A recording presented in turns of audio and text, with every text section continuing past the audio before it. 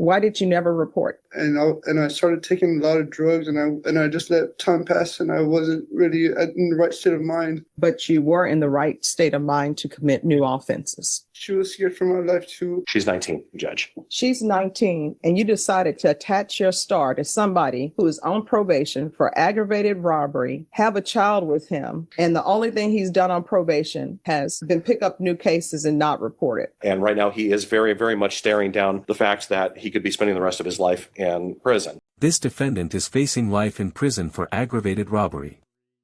Instead of following the rules, he chose to vanish while on probation, for nearly 2 years, not just a few missed check-ins. Now he's back in court, telling Judge Boyd he was sad and overwhelmed. But this hearing really comes down to one question: does being upset excuse ignoring court orders for years? If you know Judge Boyd, you know she doesn't buy that excuse. Before we continue, let me know in the comments, do you think grief justifies skipping probation?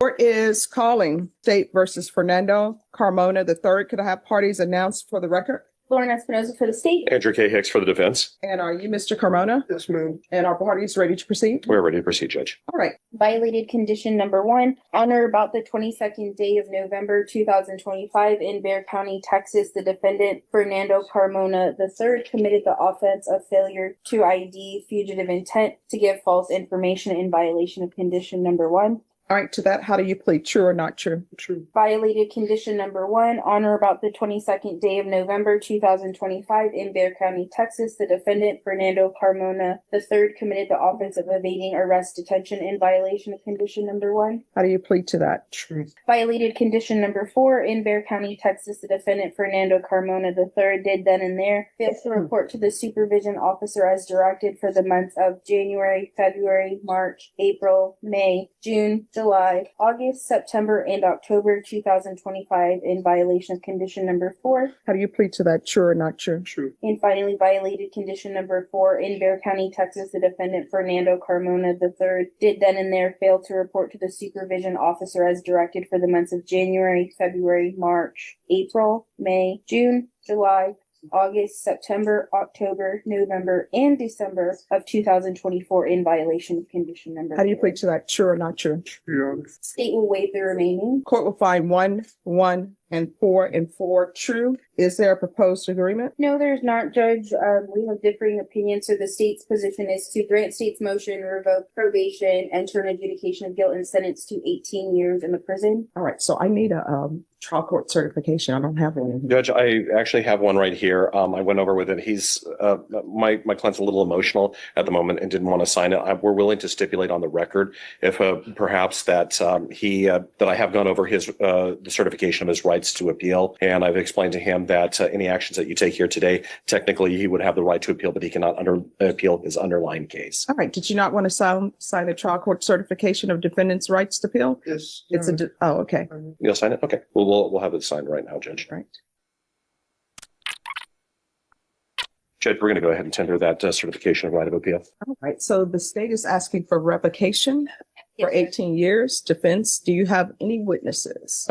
Your Honor, we have no witnesses, although except for my client, Mr. Carmona himself, he's willing to answer any questions that the court might have, and also wants to say a few words on his own behalf. All right. You want to raise your right hand? Do you solemnly swear or affirm the testimony you give will be the truth and nothing but the truth, so help you God? Yes, Your Honor. All right. You can lower your hand, state your name for the record. Fernando Carmona. All right. Let's get to the crux of things. Why did you never report? I was going through a lot at the time. I had a miscarriage with my girlfriend. Let's see what happened. I get that people go through tough times, but 2 years is not just a rough patch. That's actively avoiding responsibility.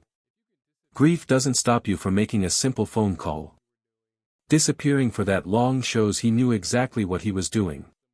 And then my daughter's mom wasn't letting me see my daughter that I have right now, and I started taking a lot of drugs, and I just let time pass, and I wasn't really in the right state of mind. But you were in the right state of mind to commit new offenses. I had just panicked whenever I saw cops, and I just tried to run. Here's the thing. I don't think that you're a good candidate for probation. I understand that. And the reason being is because you were given a chance at probation. Sure. And I'm sure it was because of your age. The state recommended for you to have deferred adjudication. And when they did that, they took into consideration 3 cases. Yes, Your Honor. And so you're not a good candidate for probation. Have you done anything while you've been on probation? I tried to report for the first time, but then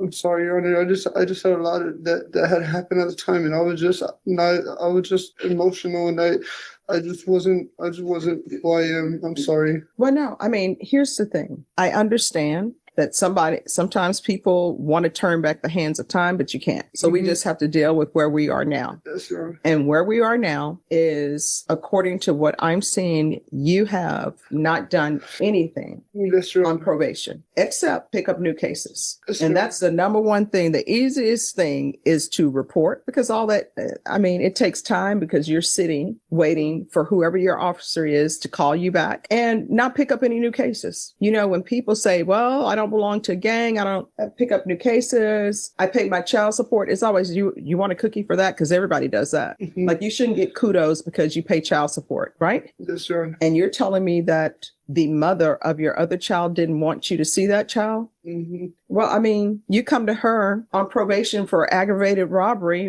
Why would she want you to see your child? And then you're picking up new cases and whatever else you had going on in your life. The most thing that threw me off was the fact that I had a miscarriage, and I was just really down about that. For 2 years. Yeah. And I understand, and I don't want to make light of it. Anytime you lose a child, that stays with you forever. But I don't see how that translates to you never showing up. I understand that. And when you said there was a miscarriage, what month was that? It was, I'm not really sure. I can't tell you the exact month. Well, I mean, was it? I just fell into depression. But when? Around I had met my probation officer, and it was like a month after that. So, I mean, when would this have been, though? That's what I'm trying to figure out. If you began probation back in February of 2023, and you said that you made a visit. Yeah, it was around April. April what? 2023. I just don't think that you're a good candidate. I understand that. Judge, if I may, on his behalf, I mean, you can see he's obviously very emotional here today. First thing that he told me, especially when I told him what the state was offering, was he's scared to death. I'm sorry. It's just the last time I'm so sorry. This is the last time I saw you. You really scared me, and I just didn't want to come back here. That's why I would run. Yeah, because, I mean, here's the thing. You've been here before. This is not your first motion to revoke. And I do understand that sometimes when you're dealing with young people, and you're young, right? Your Honor. That is why the first time you came back, there was not a revocation. Yes, Your Honor. The mother of your child, what's her name? Felicity. All right. That's the mother of your child. And then there's someone different. Huh? All right. So here's the thing. The last time you were here on a motion to revoke, you know what I put in place? No, I don't. No contact with Felicity. Uh-huh. And here you are trying to get in touch with her so you could see your child. The last time you were here, there was to be no contact with Felicity. No, it was my sister that was trying to get her so that I could see her. Yeah. Because I have nowhere to be or anywhere to live, and my sister had a house, and she just told me that she'll be able to take my daughter in so that I could see her. Mm-hmm. I wasn't contacting Felicity. Yeah. I just don't think you're a good candidate for probation. Judge, if it would please the court, Mr. Carmona, who has been in touch with me pretty extensively, both in person and through his girlfriend, has prepared a letter for the court that. Any objection? Yeah, no objection. It's just a heartfelt something. As you can tell, Mr. Carmona doesn't really do the best job putting together his own words, and he just put his thoughts down on paper. No objection from the state judge.